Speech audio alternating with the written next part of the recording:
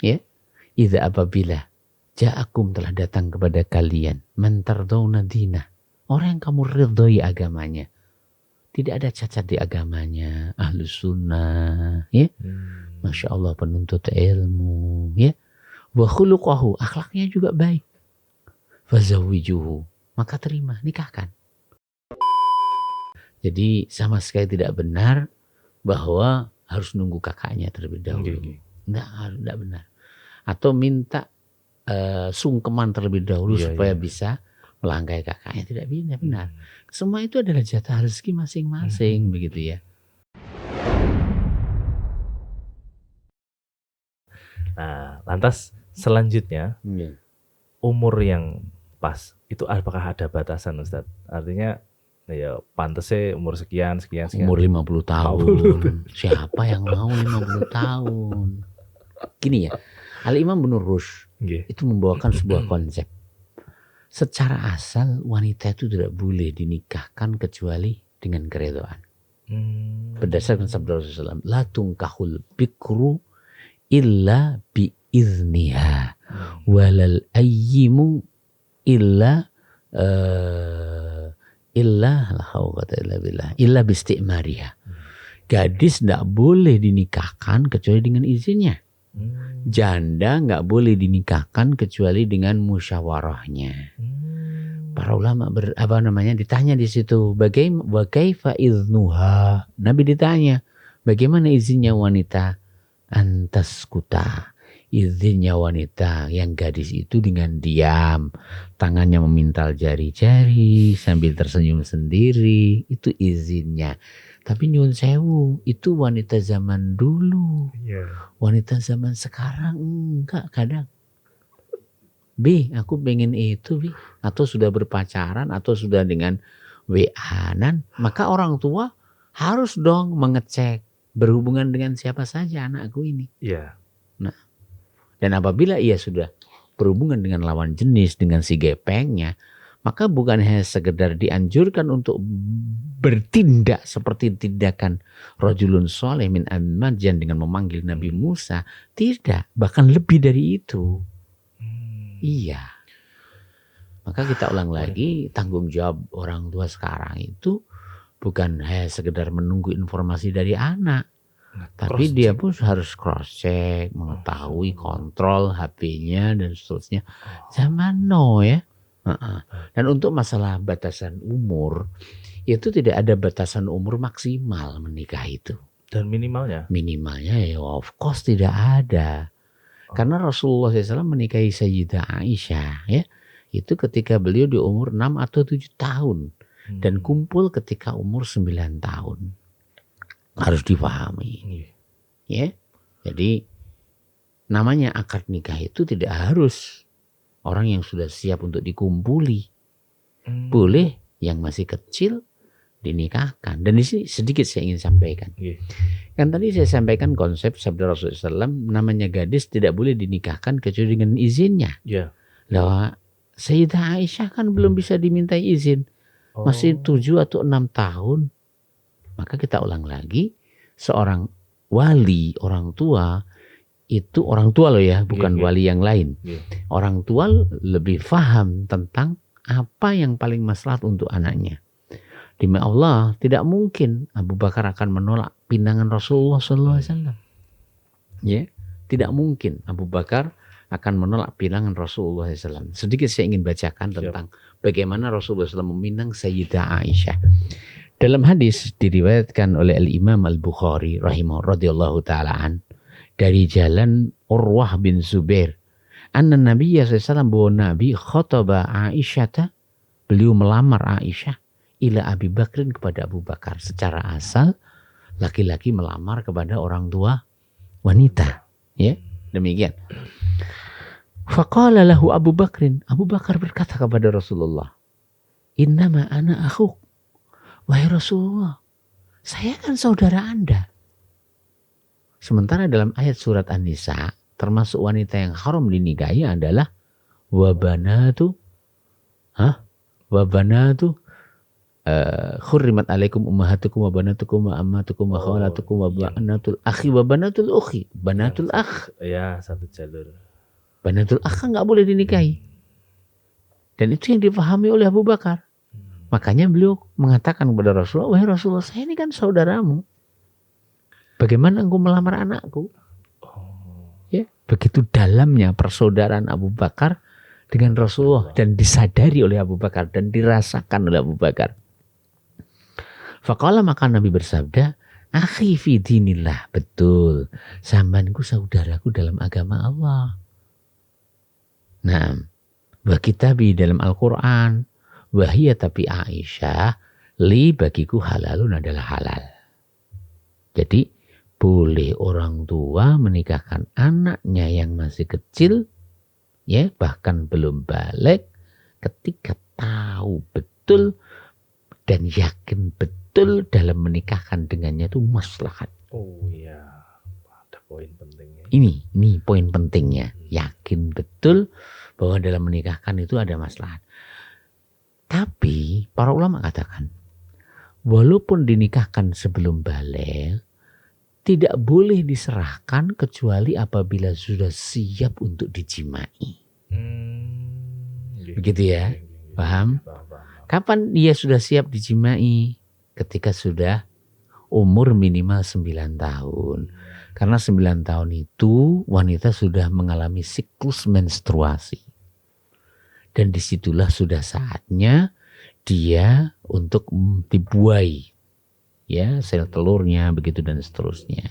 Jadi salah orang katakan bahwasanya ini Rasulullah SAW melakukan pelanggaran HAM di mana anak kecil kok sudah dinikahi. Tidak. Jadi serangan itu. Wanita itu 9 tahun bukan anak kecil lagi. Wanita itu 9 tahun sudah dewasa. Maaf, dewasa alat reproduksinya saya maksudkan. Sehingga ia siap untuk menjadi seorang ibu. Begitu dan seterusnya. Wallahu ta'ala alam. Jadi saya ulang lagi, walaupun dinikahkan kecil, tapi tidak wajib diserahkan, tidak harus diserahkan, kecuali ketika wanita tersebut sudah siap, sudah bisa dijimai. Kapan dia? Ketika berumur 9 tahun. Wallahu ta'ala alam. Masya Allah. Dan alhamdulillah loh, di negeri kita juga ada solusi. Solusinya apa? Jadi ketika anak itu di bawah umur dan tidak mungkin kecuali harus dinikahkan.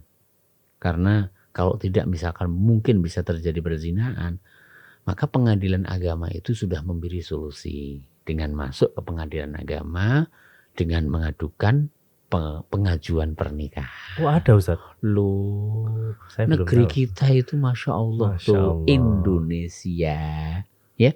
Dan yang sudah menikah punya hak untuk masih tetap melanjutkan sekolah. Tapi gitu-gitu pasti heboh Ustaz. Tidak. Istri saya yang kedua itu saya nikahi kelas 3 SMA. Jadi saya nikahi tetap melanjutkan sekolah. Jangan katanya saya itu pelaku. Masya Allah gitu ya. Iya. Ya Allah. Ini informasi yang harus. Ya. Insya Allah nanti para. Jadi kita ulang lagi. Jadi pengadilan agama negeri kita itu mengfasilitasi. Tinggal mengisi form. Kalau memang umurnya belum cukup umur, maka masuk ke pengadilan untuk disegerakan. Karena tentunya tidak mungkin mereka akan membiarkan adanya perzinahan. Sehingga nikah adalah solusi. Kalau memang dengan beberapa pertimbangan ini memang layak untuk dinikahkan dan harus dinikahkan, maka dinikahkan. Ustadzuna Aunur Rafiq Ghufran Hamdani, putrinya yang dinikahkan dengan Ustadz Abu Ubaidah Yusuf, itu juga umur 14 tahun atau 13 tahun dinikahkan. Dan bisa. Ya, putrinya Ustadz Abdullah Roy, ya pembina HSI juga lulus SD dinikahkan. Dan alhamdulillah sekarang sudah punya 2 putra. Ya, jadi beliau sudah punya 2 cucu. Boleh itu. Negara kita itu Masya Allah. Iya, mengfasilitasi dan memudahkan. Ini informasi penting. Jadi mungkin barangkali banyak yang belum tahu mengenai aturan ini. Enggak, masalahnya gini, karena sudah negative thinking terhadap pemerintahan ini penting. Jadi kita harus sadarkan kepada umat, kepada warga negara bahwa negara itu memfasilitasi boleh menikah di bawah umur. Ya, begitu dan seterusnya. Masya Allah. Allah Ta'ala alam. Tapi itu tadi, masuk ke pengadilan, ada form yang harus diisi dan harus didengar oleh hakim. Tidak semudah itu. Bagus, tujuan mereka bagus. Penjagaan kepada anak-anak, pembelaan terhadap anak-anak. Betul, Ustaz. Ya, karena wanita satu dan yang lain itu berbeda. Jadi anak-anak itu satu dan yang lain itu berbeda. Ada yang sudah lulus SMA, sudah ngajar setahun, dinikahkan masih mencak-mencak. Ya. Ada yang SD dinikahkan siap saja. Ya. Oh, karena memang berbeda. Wallahu ta'ala alam. Alhamdulillah. Ya. Paham Kang Indro ya? Paham, Masya Allah. Tolong ini, nanti di open ini, informasinya. Masya Allah, ini di open Ustaz. 3 pertanyaan sudah terjawab semua ini. Tidak langsung dari Masya Allah. Ini karena jadi apa? Akhirnya banyak tahu Ustaz. Termasuk juga ternyata ada aturan itu tadi. Ya, ada. Artinya, makanya ya jangan negatif tinggi. Pemerintahan kita tuh Masya Allah. Masya Allah. Ya, jadi semua diatur dengan baik. Bahkan berpoligami juga Masya Allah. Tinggal ngisi form, kemudian mudah kok 3 kali sidang, dapat akte poligami, baru dimasukkan kepada KUA. Dengan biaya pernikahan 0 rupiah. Monggo Pak. Monggo. Sampun pirsa menika informasi saking TV. Terus kalau misalnya Ustaz, ya ada sih adik yang ngebet, tapi kakaknya masih belum nikah. Akhirnya kendala gitu loh Ustaz. Ini nasihatnya gimana Ustaz? Jadi, mbakmu, masmu durung rabi kok awakmu wis ngebet-bet pengen ndang rabi misalnya kayak gitu. Ya, harus difahamkan bahwasanya jodoh itu juga adalah bagian dari rezeki ya. Sama dengan mati itu juga bagian dari apa yang sudah dituliskan oleh Allah Subhanahu wa taala. Dan itu harus disadarkan. Dan orang tua harus dasarkan kepada mereka bahwa apabila sudah ada orang yang pas saya ngelirik pas hadisnya. Saya baca ya. Dalam sebuah hadis diriwayatkan oleh Al-Imam At-Tirmidzi rahimahullahu taala, ya, dikatakan, "Idza ja'akum man tardawna dinahu wa khuluquhu fazawwijuhu illa taf'alu takun fitnatun fil ardi wa fasadun kabir."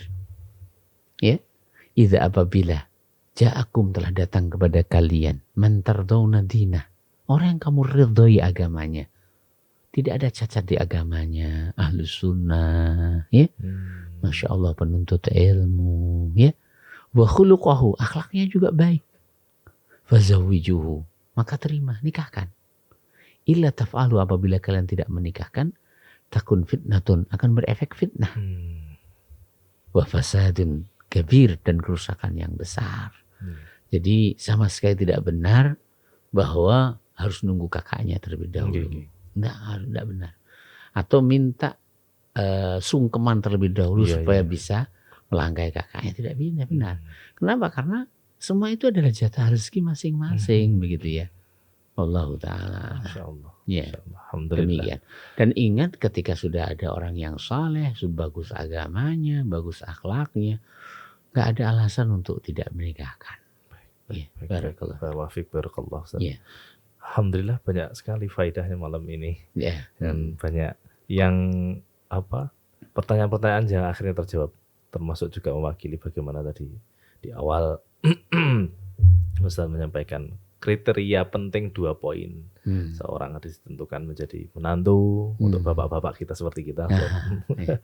Kemudian di negara kita pun juga ada fasilitas untuk wadah bagaimana memfasilitasi keinginan menikah dengan yang masih belum bisa diproses, kemudian nantinya juga akan bisa diproses. Yang nantinya bisa diproses. Artinya gini, Ustaz. Artinya jalan solusi gitu ya. Ustaz. Jadi gini, semua kaidah itu pasti ada pengecualian. Ya. Kaidah kan hukum umum. Oh ya. Umur 21, umur laki-lakinya berapa? Itu hukum umum. Semua kaidah itu umum, harus ada pengecualian. Kalau nggak boleh dikecualikan berarti bukan umum dong. Kata para ulama, al-istisna'u mi'yarul umum. Dikecualikan itu berarti menunjukkan keumumannya. Kalau Anda merekam sebagai sebuah putusan hukum, setiap hukum itu harus ada pengecualian. Karena unsur dan faktor itu berbeda-beda. Dan begitulah negara kita, alhamdulillah. Masya Allah. Alhamdulillah Ustaz. Mungkin itu Ustaz ya. Jadi saya kehabisan pertanyaan Ustaz. Salah kita nanti kirim pertanyaan. Barakallah Ustaz. Semoga ini akan ada manfaat dan banyak manfaat yang bisa diambil para audiens kita. Dan tidak lupa saya ingatkan bahwa untuk para audiens itu untuk subscribe, like dan menyebarkan channel link ini sehingga banyak manfaat yang diperoleh. Amin. Jazakallah khair Ustaz. Wa anta fa jazakallah khair. Assalamualaikum warahmatullahi wabarakatuh. Waalaikumsalam warahmatullahi wabarakatuh.